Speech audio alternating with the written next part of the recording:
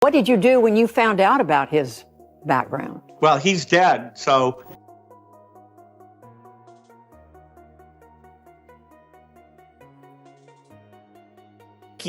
Things that are, genetically modified organisms, and we're injecting them in little kids' arms. We just shoot them right into the vein.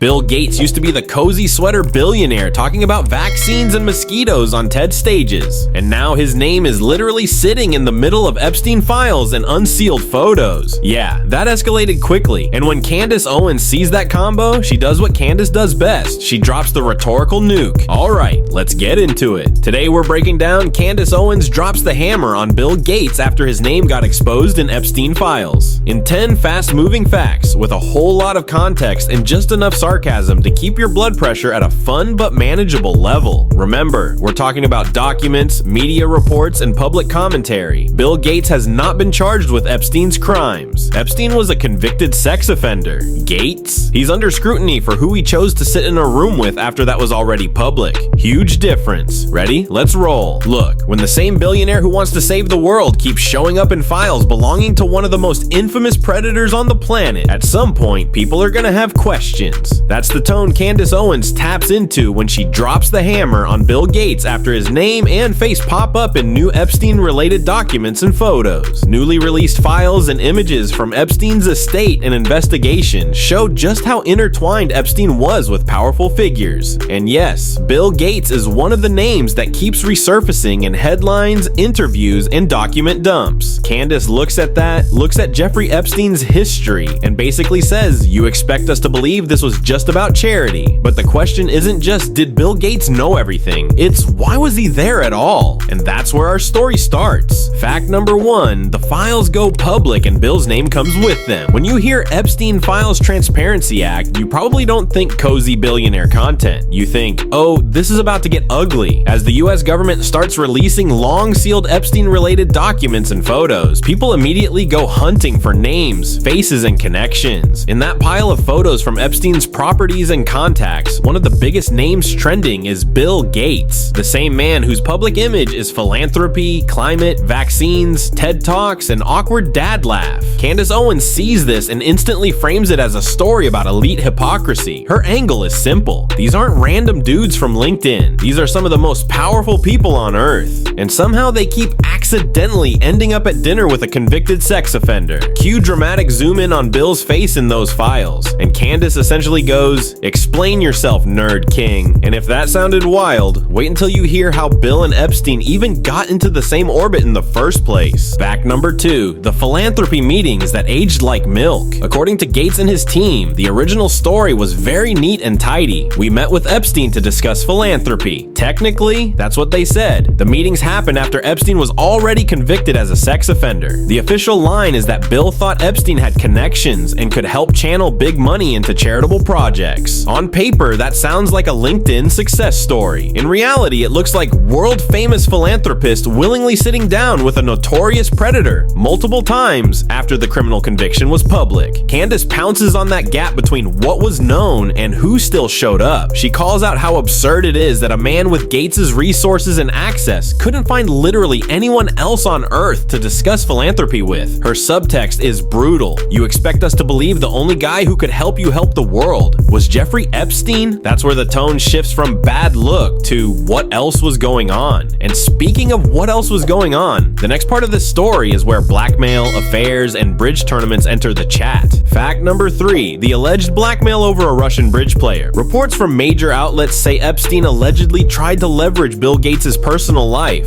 specifically an alleged extramarital relationship with a Russian bridge player named Mila Antonova. The story goes like this. Gates meets Antonova around 2010 at a bridge event. Years later, Epstein finds out about it and allegedly sends a message that basically reads like, nice relationship you had there. Be a shame if people heard about it. Maybe fund this thing I want. According to reporting, nothing came of the threat. It didn't turn into a full blackmail paycheck. But from the internet's perspective, the damage was already done. Why? Because suddenly, the philanthropy only narrative has company. Now you've got words like affair, Russian bridge player, and threat floating around the same sentence as Bill Gates and Jeffrey Epstein. Candace looks at that and says out loud what a lot of people were thinking. This doesn't sound like a guy who just stumbled into one awkward meeting. This sounds like a relationship that went on long enough for Epstein to gather leverage. Now, again, that's her commentary, but you can see why this is content rocket fuel for someone whose brand is calling out elites. And if that wasn't messy enough, the next layer is even more personal, and it comes from inside Bill's own house. Fact number 4, Melinda French Gates and evil personified. If you wanted one quote to perfectly sum up how bad Epstein's vibe was, you wouldn't have to look far. In a now famous interview, Melinda French Gates, Bill's ex-wife, says she met Epstein once and regretted it the second she walked in the door. She describes him as abhorrent and evil personified and says her heart breaks for his victims. She also makes it clear that her husband's association with Epstein was one of several reasons their marriage collapsed. Read that again. Melinda met Epstein once and had nightmares about it. Bill met with him multiple times. Candace grabs that contrast and slams it onto the table. She points out that if a single encounter was enough for Melinda to say, absolutely not, that man is evil, then what does it say that Bill kept engaging? You don't have to be conspiracy-minded to raise an eyebrow there. You just have to be awake. And just when you think the story is going to stay in personal drama territory, the files keep dropping, more names show up, and the internet does what it always does: overcorrects straight into chaos. Fact number 5, the internet puts Bill on trial and crowns Candace prosecutor-in-chief. Once Bill's name and face are tied to Epstein in fresh waves of coverage, the internet splits into factions. On one side, you've got people saying this is sketchy, but bad judgment isn't a crime. On the other side, you've got people who are done giving benefit of the doubt to billionaires who keep orbiting predators and then calling it networking. Candace slides right into that second camp with a mic and a monologue. Her show takes the Epstein Files, Bill's own statements, Melinda's interview, and the alleged blackmail story and packages them into a narrative. This isn't just awkward, this is what power really looks like behind the PR curtain. She doesn't claim Bill committed Epstein's crimes. Instead, she focuses on how comfortably he operated in Epstein's world, after the rest of us knew who Epstein was. Her hammer isn't a legal charge, it's a moral indictment. She's basically saying, you lecture the world on ethics, but your calendar kept saying dinner with Epstein. Make it make sense. And if you think that's strong, wait until you see how this plays against mainstream media. Fact number 6, mainstream media versus creators, and why this story lives on YouTube. Traditional outlets tend to report the Bill Epstein connection in a restrained tone. Bill Gates regrets meeting with Jeffrey Epstein. Meetings were solely for philanthropic purposes, says spokesperson. Epstein allegedly attempted to extort Gates over an affair. It's dry, safe, kind of like a legal memo with punctuation. Creators like Candace, though, completely different game. She adds emotion, pattern recognition, and moral judgment. She doesn't just say, Epstein tried to blackmail Gates. She says, you don't get blackmailed by someone you barely know. That doesn't happen from one weird handshake at a gala. Whether you agree or disagree, you can see why people click that. It feels like someone finally saying the quiet part out loud. And in a world where trust in legacy media is already low, a lot of viewers would rather watch a commentator connect the dots in real time than wait for another cautious, heavily lawyered article that says questions remain. And speaking of cautious and lawyered, let's talk about Bill's official damage control and why it hasn't exactly put this to bed. Fact number 7, Bill's "it was a mistake" line and why it's not landing. Publicly, Bill Gates has called meeting Epstein a huge mistake and a substantial error in judgment. His team has repeatedly said that the relationship was only about philanthropy, that nothing improper happened, and that Epstein's attempted leverage over the alleged affair failed. Officially, it's framed as bad call, regret it, moving on. Here's the problem. The more files, photos, and details that surface, the less one bad call this looks like, and the more ongoing association it starts to resemble. Multiple meetings, introductions through mutual contacts, a proposed charitable fund, an alleged blackmail attempt, a marriage impacted. Candace seizes on that pattern. In her breakdown, she keeps asking, why does I regret it always come after they get caught? For her audience, the apology isn't enough, especially especially not when it looks like it only arrived once the public found out how deep this went. And that frustration sets the stage for the real core of this video. This is not just about Bill, it's about what he represents. Fact number 8, this isn't just a Bill story, it's an elite power network story. Once you zoom out, the Bill Epstein connection starts looking like one tile in a much bigger mosaic. Private jets, secret islands, powerful men who always somehow didn't know what was happening just off camera. Gates is one of many names floating through this cluster of power, money, and secrecy. Candace's hammer is less Bill is uniquely evil and more, this whole system is rotten. She uses him as exhibit A in a larger argument. The people who tell you how to live, what to eat, what to inject, what to care about, often make decisions in their own lives that would horrify you if you saw the raw version instead of the PR edit. The Epstein Files in that framing aren't just documents. They're a crack in the wall, a tiny peek behind the curated Instagram feed of global power. And Bill's presence in that crack makes people question everything else about his brand. But here's where it gets tricky. This is also exactly the kind of environment where conspiracy theories breed like mold in a damp basement. Fact number 9, between receipts and rabbit holes, there are real receipts here. Epstein's conviction, documented meetings, public statements from Bill and Melinda, reported blackmail attempts. Those are facts. But once you mix those facts with anger,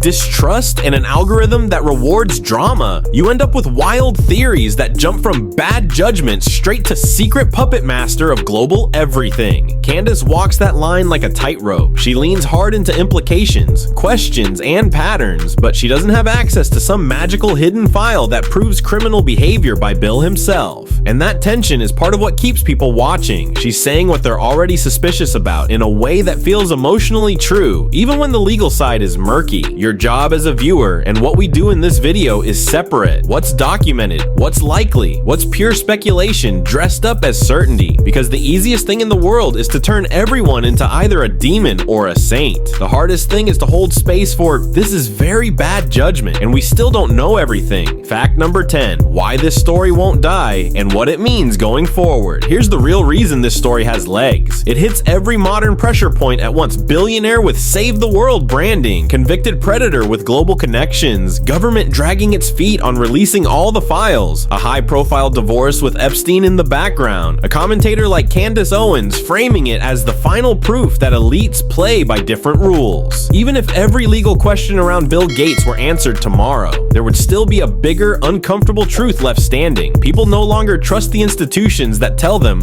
don't worry, we looked into it. The Epstein Files became more than a case. They became a symbol of how corruption can hide inside charity, how evil can wear a suit and talk about innovation, and how often powerful people only seem to regret things after the receipts go public. And that, ultimately, is what Candace Owens is hammering at, not just what Bill did, but what his choices say about how the whole game is played. So where does that leave us? You've got one of the richest men on earth standing in the blast radius of a scandal that refuses to stay in the past. You've got Epstein Files still coming out, raising new questions. You've got Melinda calling Epstein evil personified, Bill saying it was a huge mistake, and Candace standing in the middle, basically yelling, if this is what a leadership looks like behind closed doors, maybe we should stop worshiping these people. Now I want to hear from you. Do you think this is mostly terrible judgment from Bill Gates, blown up by the internet because of how poisonous Epstein's name is? Or do you think Candace is right that these patterns, the meetings, the blackmail attempt, the divorce, the files, point to something deeper about how elite power actually operates? Drop your thoughts in the comments. Team bad judgment, not a villain, or team this is how the game is really played. If you made it this far, you're officially part of the small group of people who read past the headline, and that already puts you ahead of half the internet. Make sure to like the video, subscribe, and smash that notification bell so you don't miss the next deep dive when the next batch of Epstein Files drops and even more big names start trending. Because in this era, the receipts always come out eventually.